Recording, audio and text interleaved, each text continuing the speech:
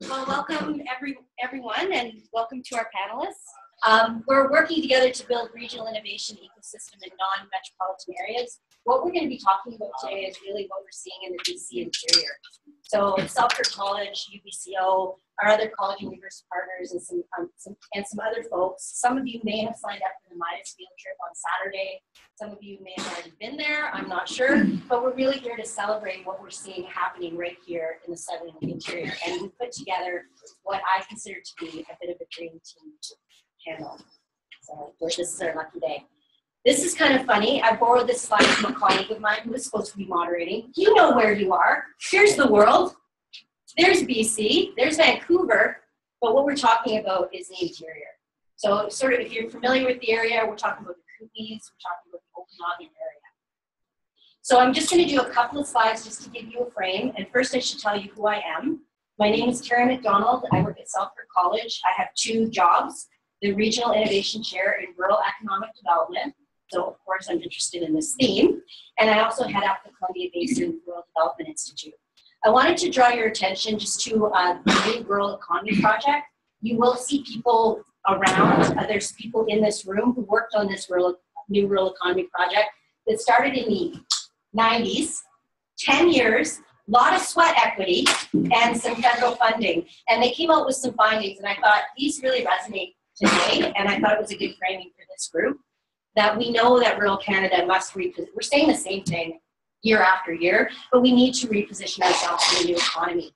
And we need to move beyond natural resource extraction. I know some of the panel sessions will be talking about, I know yesterday we were talking about technology and innovation. How do we harness technology to open up new markets and do new things, but also engage in new networks? And that's really some of the magic that I think we're going to talk about today and we're going to talk about through the conference. Capacity really is a social affair. That's another thing that really resonated for the people that were here yesterday in the capacity sessions. It kept coming out about our social relationships and our networks were key, and building the capacity of rural communities to do for themselves is critical, and not to have a situation where we feel like we have to ask permission. We can actually go ahead and do for ourselves.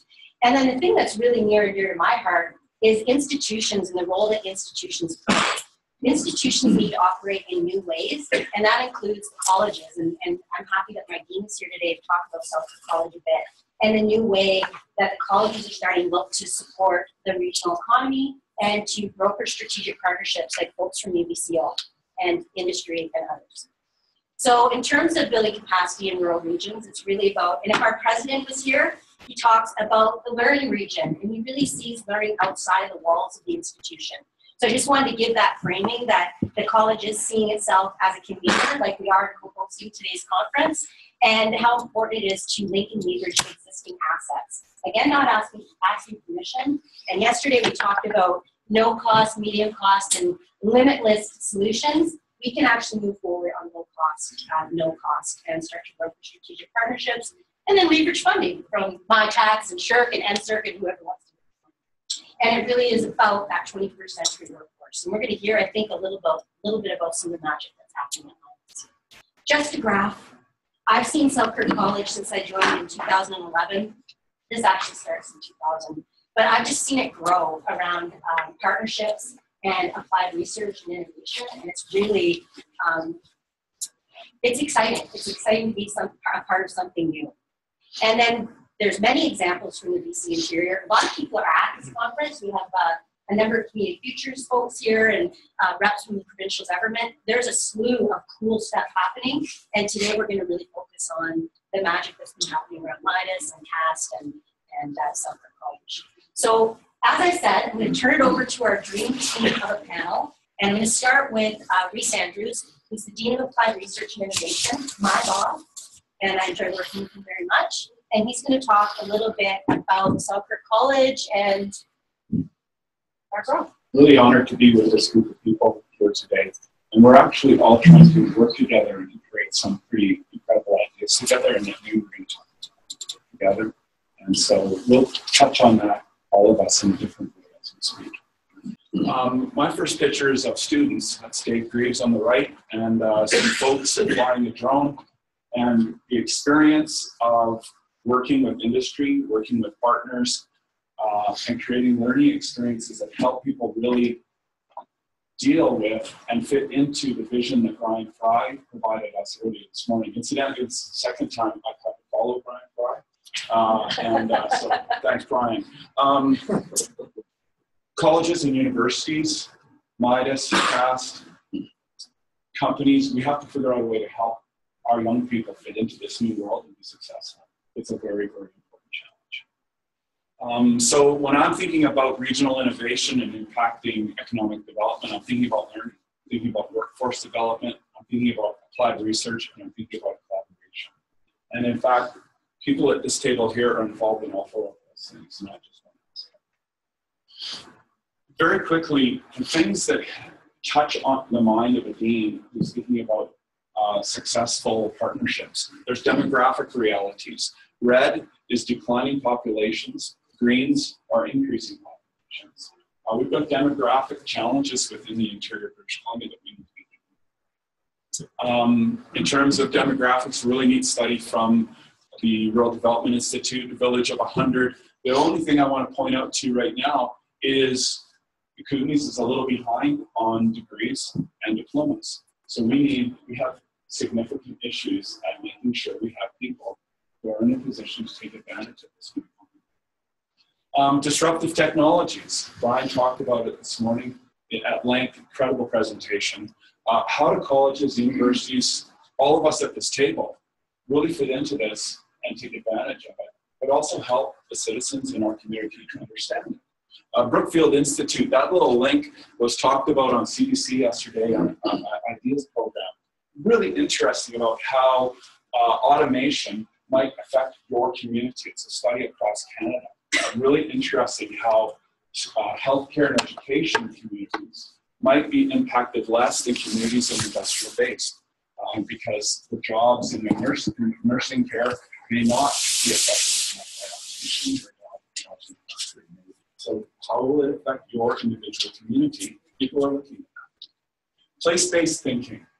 In the Kootenays, we're thinking about, we're using these, what are our assets and how are we going to be successful? Okanagan is doing this as well.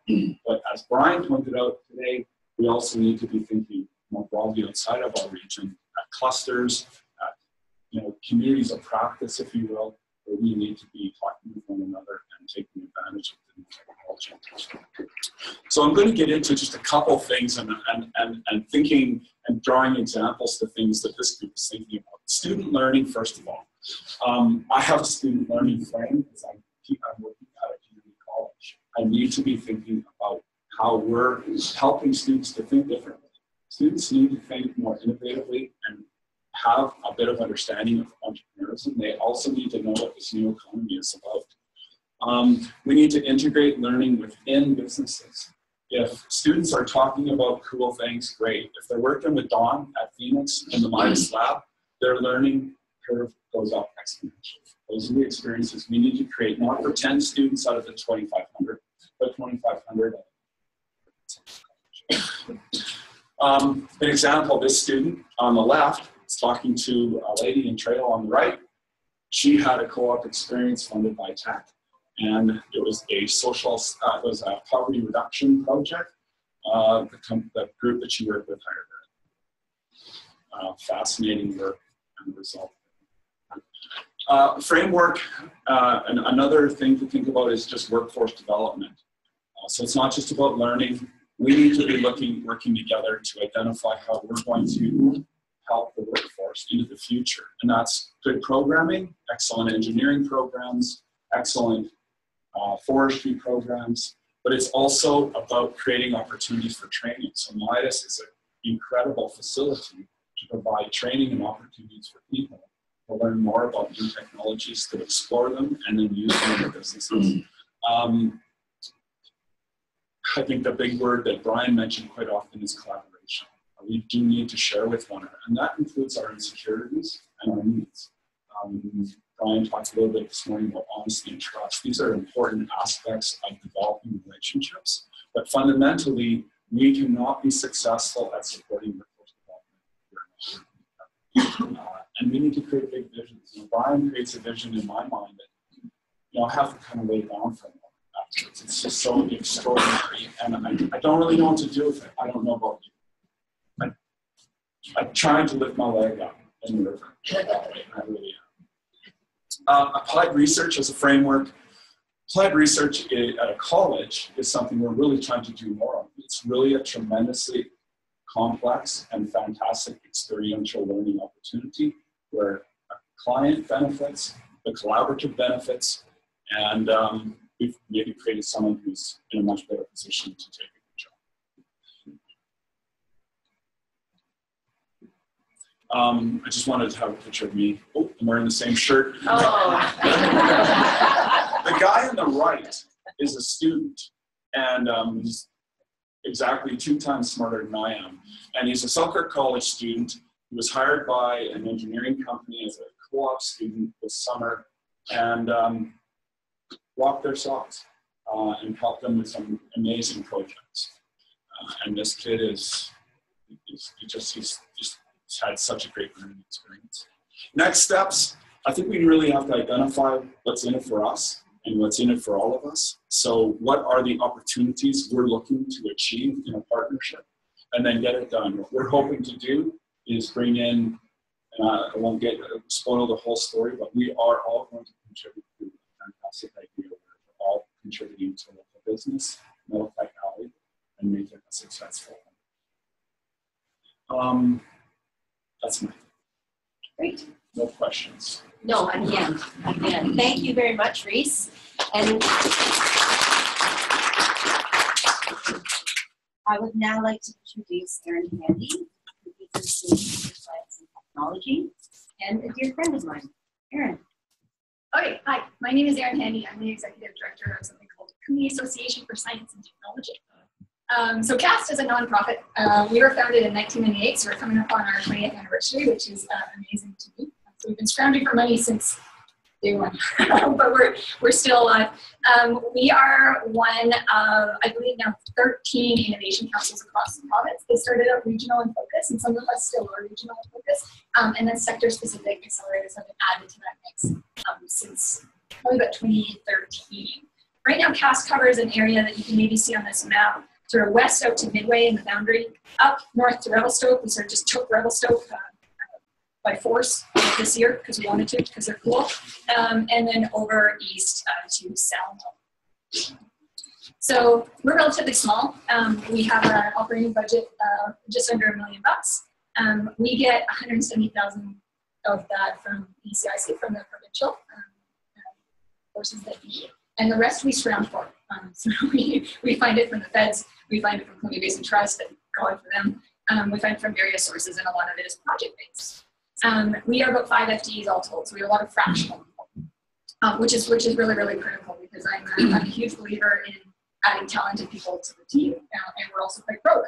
So we can add little bits of talented people and sort of put it together like a puzzle, which I think I will point out later. It's one of my very, very favorite things. Here's what we do. So 3 pillars, basically. Technology businesses.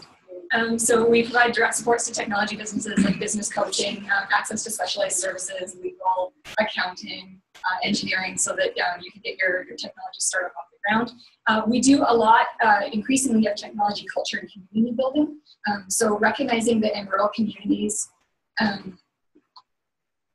the narrative has not been to date that building a technology career or becoming a technology entrepreneur is a thing. It's not really something you can do. So you have to sort of build the community first so that people believe in that narrative, and the smart people come here and believe that they can make it happen. So that's something that's difficult because it's intangible, relatively intangible, but critically important. And I think we look to Kelowna, we look to our colleagues at Accelerate Okanagan to see the successes that can come from that approach. And then the last thing is the thing mostly I'm going to talk about today. Because we are in rural communities, not a community, communities, they're all quite distinct.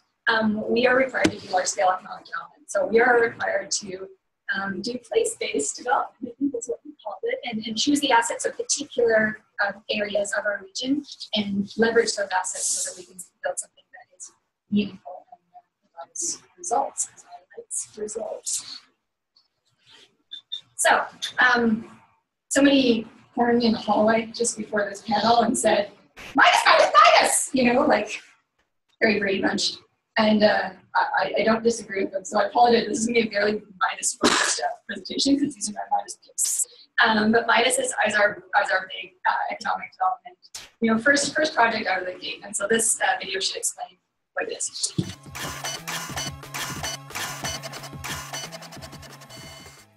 My name is Brad. I'm lab director of MIDAS Labs.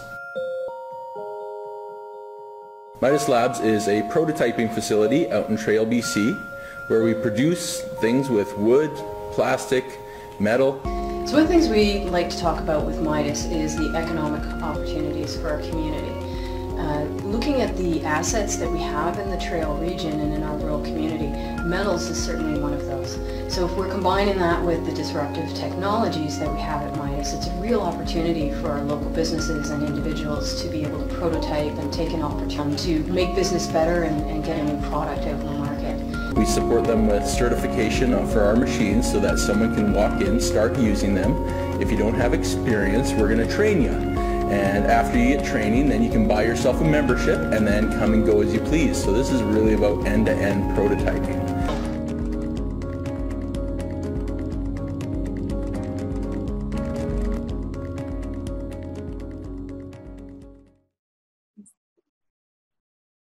Collaboration, pros and cons, benefits and pitfalls. So, and this is my thesis. I don't know if it holds true. I don't know if it's, I will talk about this later about the scales, but for me, this project and all my work has been intensely personal. And so I know I ran a technology association and I'm supposed to sort of count on the robots to assist. But for me, the biggest pro of this whole experience has been I work with all my friends. So I choose people at organizations that I want to work with. I choose the individual and I make sure that that individual is somebody that I like. If I don't like you, go away. I like most people. So it's got to be somebody that I trust. You know, I think that they're going to make good on their commitments. I respect them. I think that their commitments are valid. I think that they've got a perspective on their piece of the project that is useful, right? Like there's a lot of people doing a lot of stuff that's just fluff, and we try to get that out of the pass. Or Amber does the flight bit and I do the pass bit.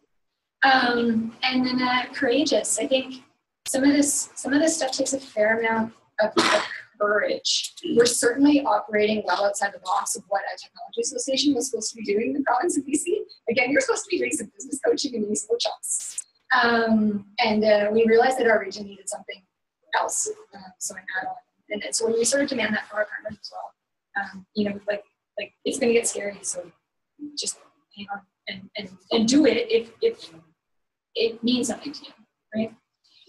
Other pros, leverage and efficiency. So there's this puzzle factor. There's something incredibly rewarding about taking people's different skill sets and aptitudes and stitching them together into a whole that's bigger than some of its parts, to be cliche.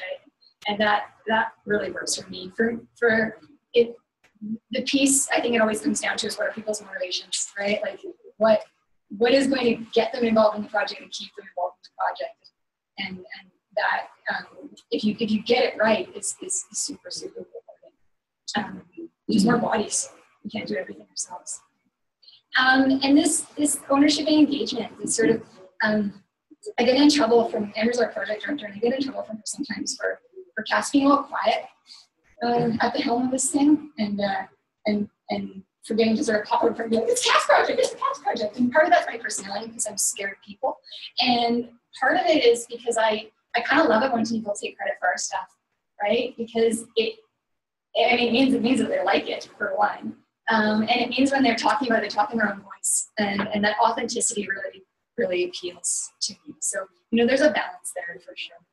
It would be preferable to me if our funders knew that we were doing it just for logistical reasons, but everyone else, I don't care. Just talk about it, say nice things, and you can have your piece, and I'm pretty thrilled. And lots of beautiful surprises as we go. The project has a great deal of serendipity to it, and things have sort of happened in the right way at the right moment very often, and that's incredible. Those are the pros of collaboration. Ideas come out of brains other than my own. Cons, I work with all my friends. So Again, Scale. super personal. And so this may not scale, right? So, I mean, Amber's going to have to make some friends in Ontario where they do all the metallurgical, applied RD. They have a real strength in that. Where the strength is sort of metals 3D printing it. And so this is going to rely on Amber's capacity to make friends in a remote location, which I have better faith in. So we'll see. We'll see if it scales. And then awkwardness. So we talked a little bit about allocation credit. There's always awkward conversations there. People have to contribute before I'm going to give them credit. You have to actually do something. And expectations in terms of sort of what pieces they can and should do, right? Risk and leadership are decisions. So I think, and this is not a cuddly project. I don't know if you're kind of getting that vibe. It's there have been hard decisions that had to be made, and I think that, you know, it's all well and good to sort of operate as a flirty little cloud of a team, but at some point somebody's got to take leadership and somebody's got to be accountable. We're accountable to offenders, which means that things need to keep moving and we need to stay focused. So pace and focus are really important to me. And somebody at any project, somebody's going to have to lead. It's as nice as it is to do a two-way thing. There has to be someone's working harder, right? Somewhere in the middle there. Limitations. We have a lot of prospective partners that have limits to their abilities. We have limits to our abilities. So sort of managing that. And in a small town, these relationship webs become incredibly incestuous. So, I mean, here's the best example, right? So, the management committee of Don Freschi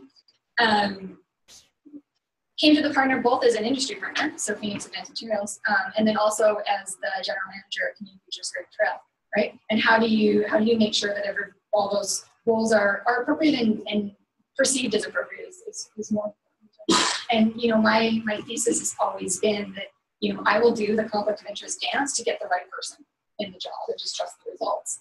That's important. But it definitely, in a small town when there's, you know, 20 people involved in technology that are credible, it gets codes for sure. And then complexity. As the project changes, motivations change, risk reward changes, and sort of how do you manage that and not have people sort of rub off the side and not leave their community, because that has happened and it's incredibly disappointing. So I don't know if you can read this part, but we have a reciprocal obligation to be a good partner. So I mentioned my MIDAS conversation outside, and sort of I do worry all the time that communities are sort of coming up with this notion that they need to build one of their own. And we've been fairly ferocious about saying, well, then you do that. You know, we're not going to do it for you, specifically because I don't think we'll be a good partner. I think that there is going to have to be leadership in those other communities that identify their own assets and they take it forward. And I think I could be a mediocre partner in some of those things, but I'm not sure that I would be able to give it what I gave to mine. So you know, and so I think that if we're going to be fairly ferocious about who we let into our little bubble to partner with us, I think we need to be that ferocious with ourselves and just say, hey, can we do this well? Are we the best person for this particular task, or is there some little bit that we could do that you could do the bigger bit? So those are some of the criteria that my board goes through before we decide to sign on to the projects. And then what next? I have a whole region to support. It's fairly large. There's communities that are quite different than Trail. Trail is an industry community, and was a fairly downtrodden one. And there's communities like Nelson that are, you know, hippie communities and vibrant and still looking for their piece. What's their substance, right? And so it remains to be seen what shape that collaboration will take, who the partners will be, and who will lead, and what it'll look like.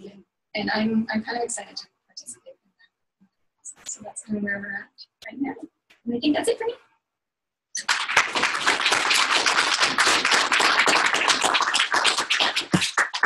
Thanks, Erin.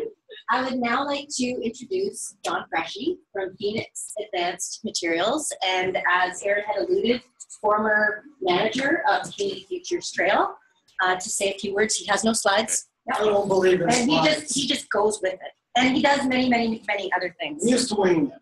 Okay. So, as most people know me in the room, I'm Mr. Conflict.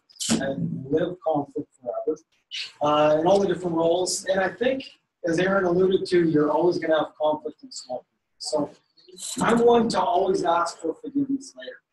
I'm always getting in trouble. They're saying, why are you going to get it done before you ask for certain rules? Well, I don't follow the rules. As everybody knows me, I just try to get stuff done, and I had little signs up all over Firebird way back in the day. It was GAST. And of course, there was a substitution for stuff. It was a different word, but everybody knew what we had to do.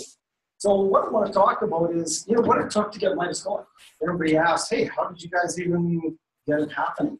So at the time, I was general manager for Community Futures, great entity, spent some time there, had 4.5 years, it was brilliant.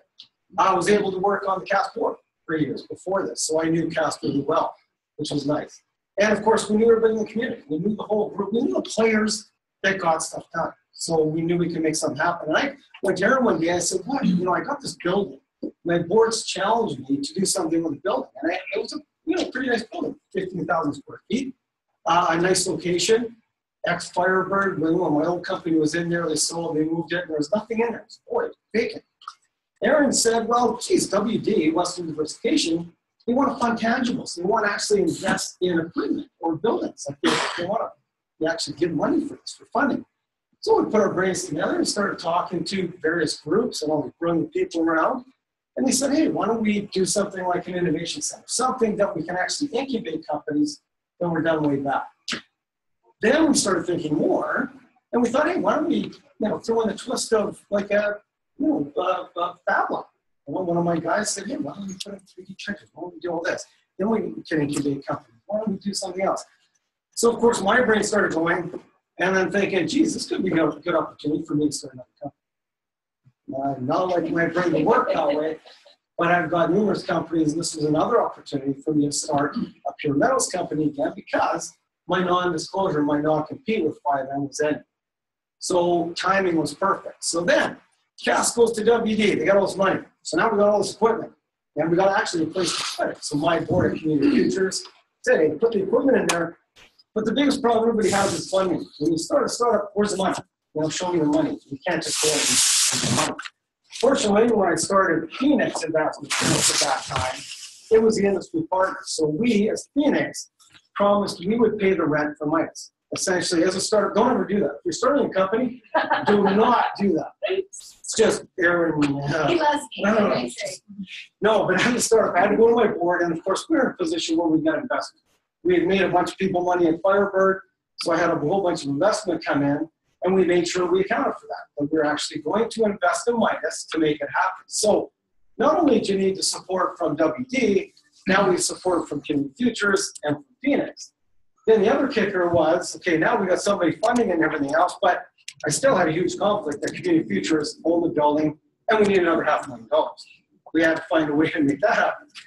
So we went back to the table. So my good friends at Basin Trust, or best people in the world, after I said that, everybody heard it, went to Johnny and that group and said, now, can we work a deal? Like, how do we get you guys to buy the building and support MIDAS? So now you guys are, you guys can run it. We've got a nice building, and everything can be housed in there, and everybody's nice and cozy. Community Futures has no conflict. So we went and made a deal that Community Futures would contribute $300,000 back to MIDAS if Kootenay Basin Trust bought the building at fair market value. No strings attached, fair market value. So we were able to pull that off. So now you're looking at, this $1.7 million raise generated. We got a crazy startup funding this thing to help with the rent, and everything's happening. So that's kind of when you put everything together and collaborate, you can make something great happen. And the other beauty is when we got academia involved, it was brilliant because as Firebird, we funded PhD students every year. We spent, a lot of our net income to fund PhDs because we saw the value. We saw that we're always getting this great research input back in.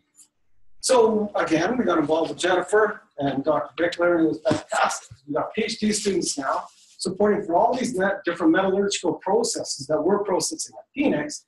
And we've gone from a startup in a year and a half, we're already profitable. We already got great products. We're bringing on a third product line, and I'm running out of space. I need more room. So now I got to talk to Amber, try to work her so I can get more space in the back. But it's a great thing because it's a great cycle. You've got a beautiful environment at MIDAS. Everybody's involved, and they're all brilliant people who want to get stuff done. So if you're going to put something like this together, the stars don't have to align. Partner with the right people, and you can find ways to make it happen. Just get it done. That's it. Get stuff done. And that's what I want to say. That's it.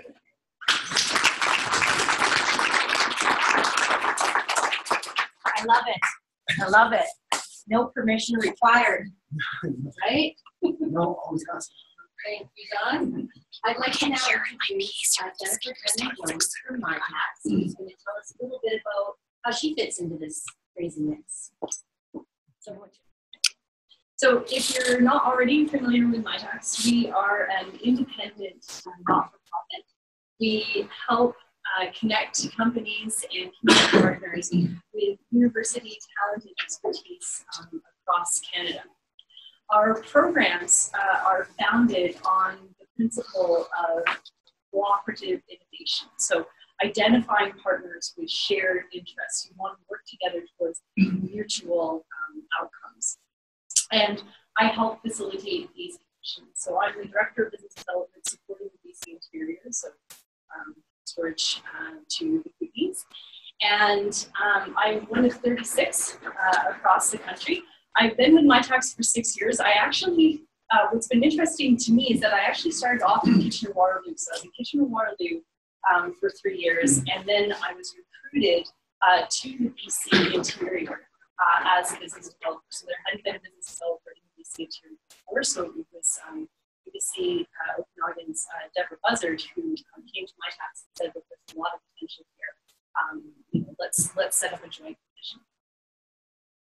So when I'm talking to companies about how to access the university, I usually start with the question, what is research? And a good starting point for what is research is any question you can't Google. Once that challenge is articulated, I will then take that challenge back to university professors and ask, is this in line with your research? Specifically, I don't ask, can you do this? Because again, I'm looking for shared interests. We want to be working towards shared outcomes. Core to these partnerships are Canada's graduate students who all know what critical thinking looks like in an academic context. But what does it look like through the lens of business? What does it look like through the lens of community partners? This produces an opportunity for them to get off campus and see that firsthand. I think what's striking to me, having come from Kitchener-Waterloo to the BC Interior, is the openness with which people come together to explore creative solutions to really complex problems. And of course, our panel is focused on the MIDAS initiative, but I've put up a few more examples of the types of projects that I've seen. And one of them I would like to also highlight, improving firefighter safety. So Kootenay, aerial firefighting company, had regulations imposed on them that were based on the commercial airline industry that so there was a conflict with how they managed pilot fatigue in an aerial firefighting context, but no data to support that. So paucity of data. So they put together a team of neuroscientists, statisticians, and electrical engineers from university and from college, and from college. And so this is really this type of crossover project where you have multiple disciplines, multiple partners, multiple post-secondary institutions. This kind of thing, we're seeing more and more of this at Mitacs, but what's really interesting to me is how organically these types of projects come together in the interior. And of course, the MIDAS initiative is a perfect example of that. So I'll take you back kind of 3 years. My colleague Janice Larson, who's with the Ministry of Technology, Innovation and Citizen Services, introduced me to Richard, who's sitting in the corner, with the Ministry of Jobs, Skills, Training and Tourism. And Richard said to us, hey, how about we all go on a road road trip to trail. There's this metallurgical committee I would like you guys to meet.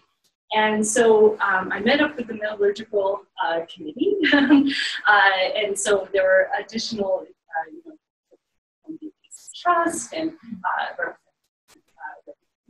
tech, and so their non-groupable question was, what can you do with that slide?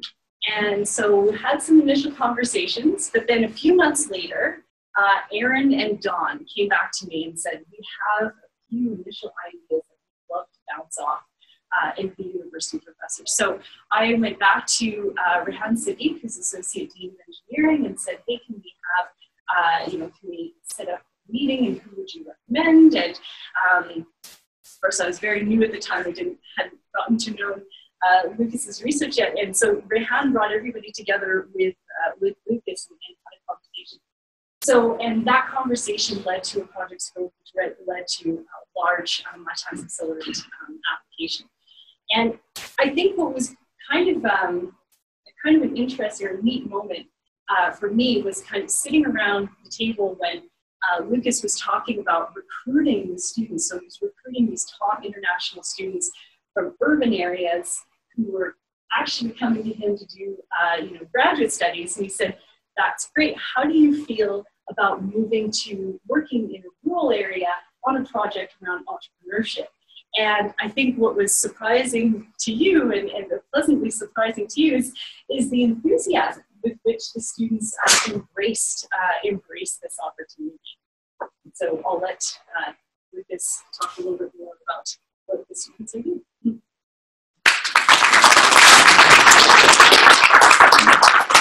Thank you, Jennifer. And now Dr. Lukas Bichler from the UBCO is to talk about more of the narrative, but filling in sort of the story about his work and his students and how that started to gel together. Thank you so much, Terri. And good morning, everybody.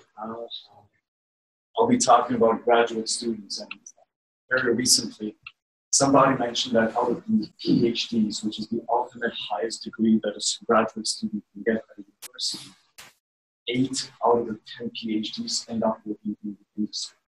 And so the idea that all PhDs are purely academics who end up working in universities, that is not really true.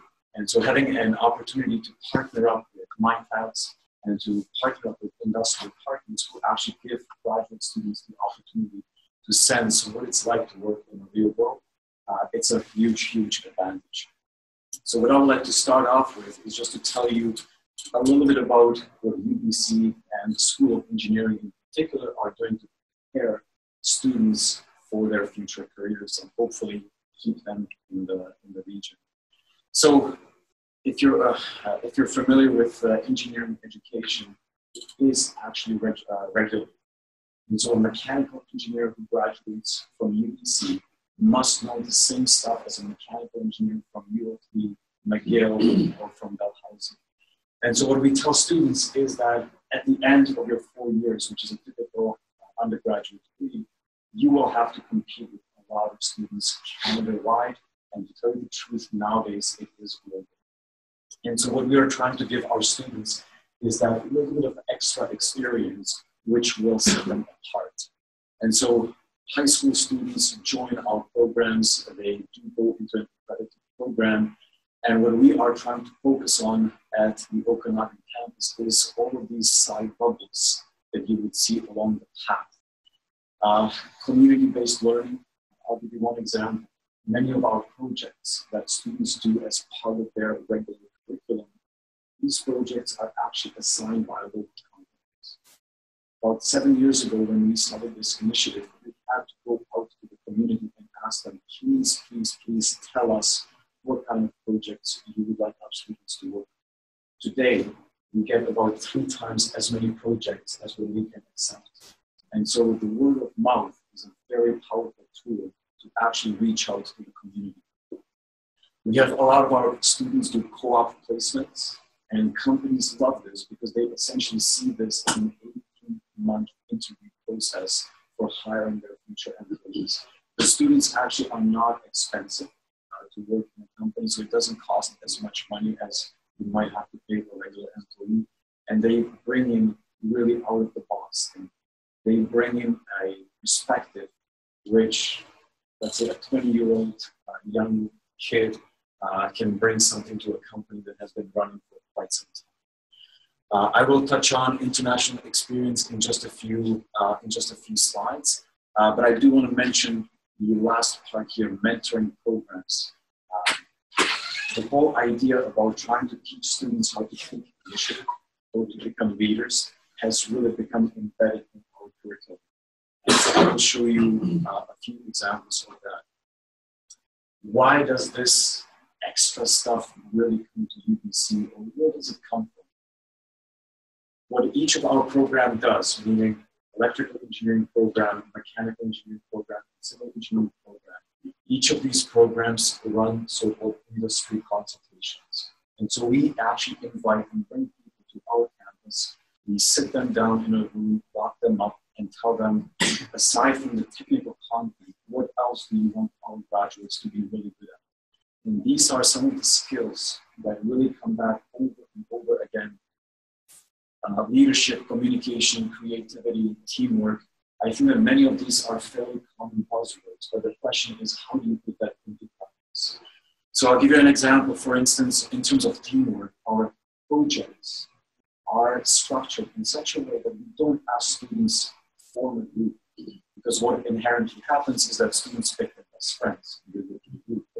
We actually tell students, we will form a group for you where we have mechanical engineer, electrical, and civil working all together. And in many cases, we bring in management students and force the management students to work with engineers. And by doing this, in some cases by force, at the end of the project, we are able to deliver very different perspectives on what could have been a typical mechanical engineering project. The curriculum in the School of Engineering for the first 2 years is common, meaning electrical, mechanical, and civil students have to take the same courses. And we really want to say, look, I don't know what Brian will need 5 years from now. His presentation was really a very high-end or big picture. What we can offer you as a university is a student with a phenomenal foundation, which does cover the very basic understanding of the core disciplines. Lately, we actually started partnering up with the management school, and we are now actually offering a minor in management entrepreneurship. And again, this is something that came through industry consultations. Industry people know you guys at UBC are producing fantastic engineers, but show me that you can actually do anything, produce an engineer who can take the knowledge and run with it and develop the business ideas. I promised to mention a little bit about international experience. We actually have a lot of students who can UBC Okanagan as a destination university. They do not want to be part of a 50,000 population university. They want to be part of the 10,000 campus, which we have in Kelowna. However, they still want to know what's happening out there. And so we actually have funding, we have scholarship programs where we send students to Denmark, Holland, UK, Australia, and also to developing countries like India, Sri Lanka, and Pakistan. And the students, they're fully covered. They go out for about 4 to 6 months, they come back. And in many ways, this works in very good ways for our campus. If they go to Australia, to the most advanced manufacturing facility, they bring those ideas back to our campus and teach us. I think that that's a very important step to allow the students to teach faculty and tell us what we can do better. At the same time, the students can take Canadian education, and when, for example, they go to Sri Lanka and they see the water quality issue that local people are facing, or the infrastructure, the roads and the bridges, which can be improved. And now we are transferring Canadian knowledge over internationally, and of course that is very relevant as well.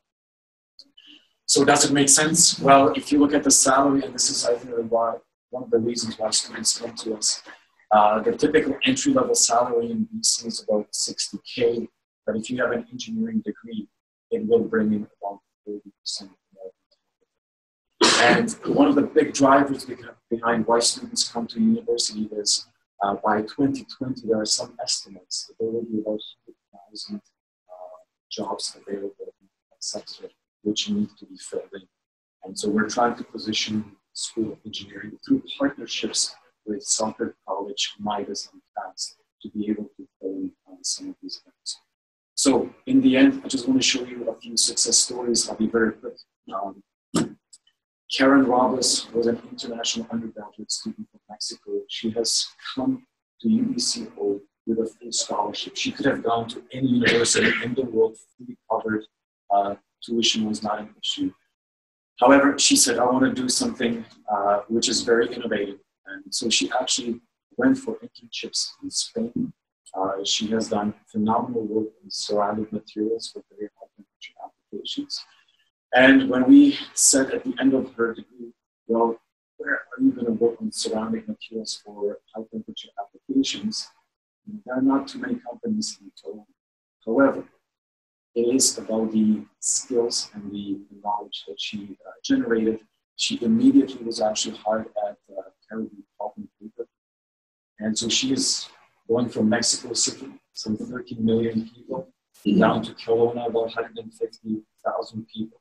And now I don't know how many they have, but I don't think it's too many in terms of population. And she's a process research engineer, so she is using the skill set and trying to do something fantastic for a very small community. Recently, we actually started a fantastic project with Cal Tire.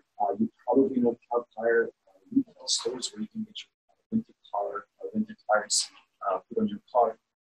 But Cal Tire actually services the mining industry, and so these absolutely massive mining tires, which Cal Tire services, sells, does the support for them. We actually now started a project. This is, again, we heard about looking at new opportunities. Cal Tire is looking at recycling these mining tires because at this point they're being stockpiled there in many mine sites that are actually buried in the mine. Cal Tire developed their own innovative process where they can take a mining tire and recycle it, and three things come out. Diesel fuel. This diesel fuel can be put into a power generator on the mine site. What comes out is actually steel, which this mining tire is made up of steel components. And the third component is carbon, so graphite and carbon black. And this carbon can find use in many things such as paints or pigments, or if you look at a toner, you're essentially printing with very fine carbon. And so it is now up to us to again work with Cal Tire University and funding agencies to see what kind of value-added product we can come up with in terms of recycling these mining tires. And as Jennifer mentioned, for the past 2.5 years, we've been trying to, in a very fun relationship and exciting projects with trying to take some of their byproducts from their smelter and see what innovative utilization we can find. And so we have been dealing with extraction and purification of some materials. And this work is not necessarily done on a very tiny scale. There is a plan to actually upscale it, and this is where MIDAS comes into the picture as well. And so we have 3 PhD students working with MIDAS and working with Don as well, with the industrial partners, and looking at how the byproducts that come from the smelter can be, for example, used in renewable energy in solar panels. It's one thing to build a fantastic solar panel, but what do you do at night? Well, you have to store the energy somewhere. And so the same byproducts from tech could be actually used in the next generation of lithium batteries. So if you can come up with a comprehensive research to try to address a key question, I think there are many, many wonderful things. So I'll stop here. And I'll pass it over to Amber. We can talk about MIDAS. Thank you, Lukas. Again, about getting the right people in the room really creates a unique mix. Now I'd like to introduce Amber Rhys, who is the project director of MIDAS, and she can tell you what MIDAS stands for? I'm, as mentioned, project director for MIDAS, which is Metallurgical Industrial Development Acceleration Studies. That's what that stands for. And I'll talk about the different segments within MIDAS. I was recently just on a trip actually out to Calgary. As Erin alluded to, we are starting to branch out and extend our network, particularly in our sector. And we haven't even had a chance to go over that whole trip. But one of the things that was really prevalent was their shock and awe from some of these larger communities who are trying to figure out, have been trying to do this for years, to get collaboration within regions, and we're apparently pulling it off at great speed, by the way. So I know you're like, oh, so slow and delicate. And it's like, oh, no. No, this is actually been a very successful project. We're very proud of it. The region is proud of it. And I'll try and pull together for all of you is some of the secret sauce. It's one of the questions we get is, how are you managing to do this in such a small area with such a small population? So let me give that a try. And let's see if I can. So I mentioned MIDAS. We talked about this. It does have sort of 3 different compartments to it. There's a digital fabrication lab. It's MIT certified. It was planned strategically to focus on areas of additive and subtractive digital manufacturing.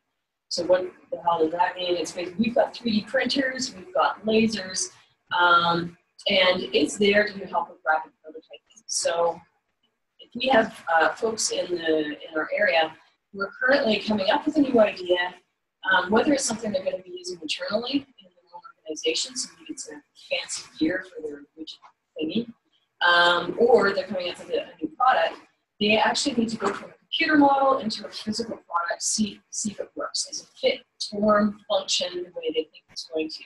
Currently, they're sending it off. 3 to 6 weeks later, maybe, they get it back. They try and put it in the thing, try and make it do its thing, it doesn't work, and so they tweak it and they send it away again. That is not rapid prototyping. That is a disaster. So when we talk about how do we help our rural communities compete, how do we do economic development, one of the things we can do is support the innovators, support the industries doing rapid prototyping successfully. So MIDAS does that by combining both this physical fab lab as well as business support services to help them those ideas from ideas and the studies piece, I adore. I have some more slides on that. So our capacity to work with our local academic school districts, but post-secondary has been amazing. And my background, I'm a serial entrepreneur. I also do executive residence coaching with KAST. And my background is more on the software implementation side. I have no idea how much I was going to love advanced materials. So much fun. Anyway, moving right along, we turn ideas into goals. So how did we come up with this crazy idea? There have been some comments already on this. This is sort of a network map of the different assets we have in our area. So to Erin's point, we get a lot of people saying, how do we make a MIDAS? We want to make a MIDAS too.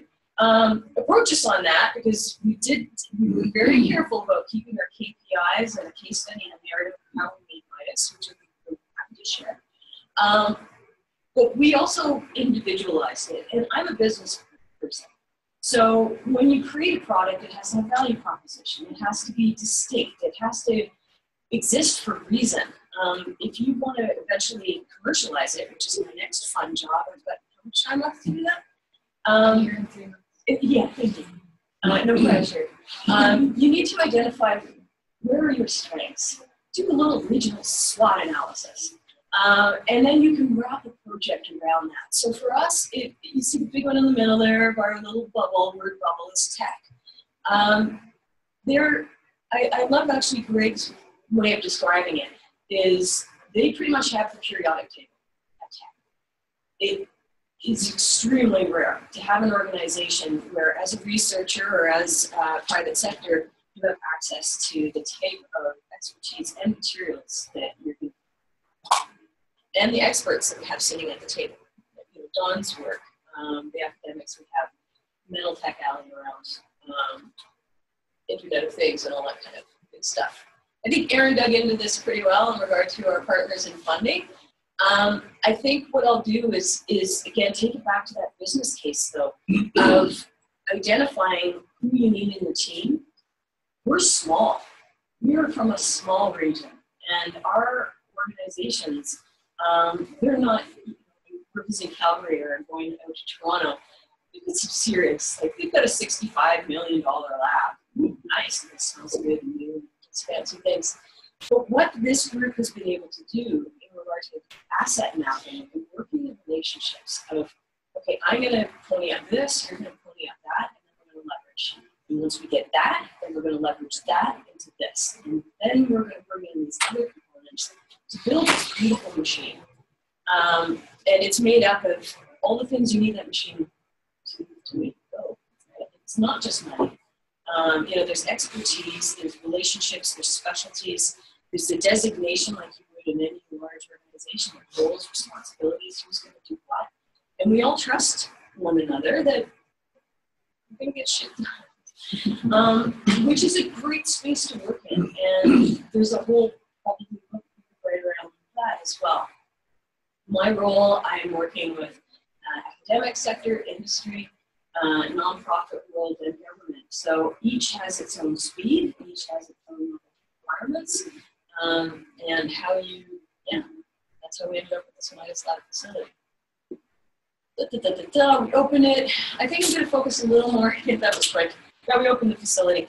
There's a whole book on that, the joys and wonders of renovation and getting a facility open. But I think what I want to focus on a little bit more is sort of this next stage of that conversation is the R&D organization. So with, we have a 3-year project with Mitacs. Absolutely fantastic having this opportunity to, for Erin's comment, step outside of our little cocoon in the basin and self-identify that we have fantastic partners, we need more expertise, clustering the clusters, whatever you want to call it, and doing some work as well with UBCO. What we want to do with these downstream byproducts from tech is eventually do the research and development. Can we extract what we think we can?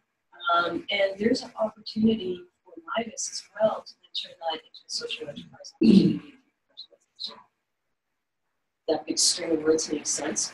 We're going to make things that we're going to sell for money and hopefully profit, so we can diversify our sustainability, so we can get off the fence. And I have a year and 3 months, and a week. The Fab Lab is the physical piece. It is very helpful in this project to have a physical hub that people can visit, that then we can attach, you know, we have Selkirk's presence there, we have industry presence there. Someone called it the lightning rod. I don't know if I love that, but it certainly is a physical place that people can go to. The uptake of this has been fantastic. We are working on a number of different training initiatives. So I'm also doing another chat about that, I think, after lunch. Disruptive technology, there's lots of different areas of it. We're focused specifically on the digital manufacturing side and the advanced materials side. We are working with, as mentioned, the school district came to us quite early. We went through a bit of work in defining where we're going to make that line. So grade 10, 11, 12 is what we decided on. And I think, you know, if we trust them to go far, then we'll work with them in our lab. The training opportunity at that level is also, again, coming back to economic development, supporting our community. We're actually training the teachers as well as they're coming through with the students, because the ask, I don't know if you're seeing this, for school districts to pick up this space. Everyone calls it coding, which I hate. It's not just coding, but it's innovation, it's technology, it's being pushed down onto the school districts, and a lot of them are looking for help on how they actually deliver that in the curriculum.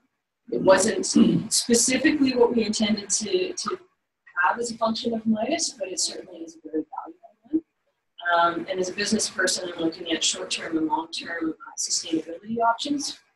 We don't do it. That's one of my rules. Where's the money? What's the money attached to this activity? However, it is very valuable.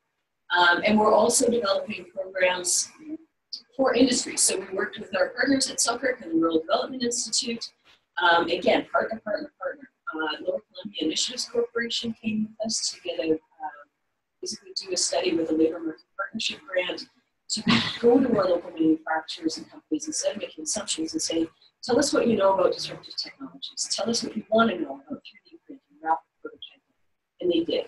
And from that, we've created courses which we're actually doing. Just to give you an example of what industry is doing, we have an engineering firm that is actually located in the building of MIDAS. And instead of, how many folks have seen a 3D scanner work? How many folks are going to lab? So back in the good old days of engineering, you would take calipers and you wanted to reverse engineer something, it could take hours, and then potentially hand-holding out a clients. Instead, what they're doing is they're using their 3D models, in this case of a dam.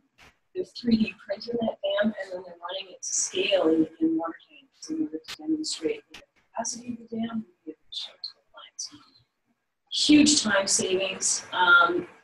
Really closes the gap in regard to their ability to demonstrate to their clients or other folks who may not have the technical sophistication of how the product is going to work. And there's also ability for them to have better scoping. I could go on. Anyway, maybe not unfortunately that's a period, I guess. We do have all of this is available on the website, and I would commend Erin and the team on being very cognizant of being able to have key performance indicators so we can demonstrate success clearly. How's MIDAS going? It's good. How do you know? Feels good. No.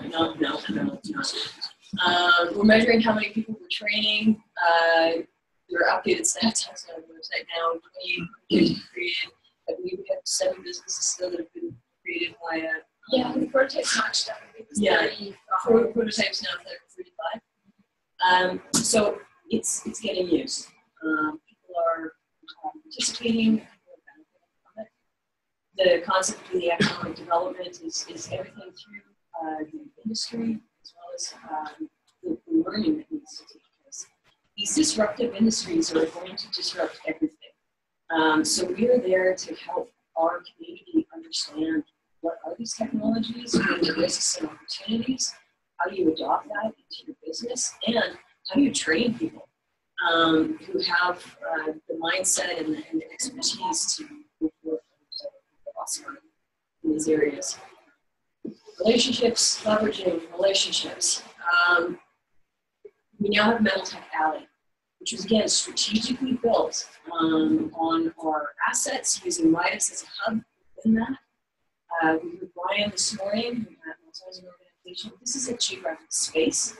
It goes from our airport up along where we have some beautiful industrial land. That was the motivation of one of the partners, is to demonstrate, look at our beautiful, inexpensive land right beside an airport. They want to fill that land. But they need a story. They need to genuinely attract it. And we're building a cluster there that is unique to, I would say, Canada, United States, specifically focused on these areas. It took me quite a while to find like-minded organizations and spaces, and that they're still not. So there it is. And then the next chapter from MIDAS, and this flows through this whole panel conversation, I think, is the social enterprise future. So I think it's one of the holy grails of nonprofit organizations is how do you get to sustainability. And this beautiful flow that we have here with this group is looking at downstream byproducts from the industry partners. If the academic research that is being done, there are partners at the table proves out the way we're hoping to, creating further industry relationships to build up a company that is then going to produce said material for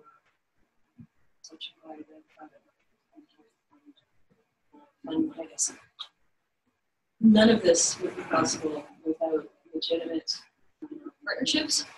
And I would suggest, you know, if we could talk more, then maybe some questions of deeper into why this worked. And I think we talked about some of that today. Genuine collaboration. I think having that entrepreneurial mindset, having the ability to, and having a team that is going to let you do things, right?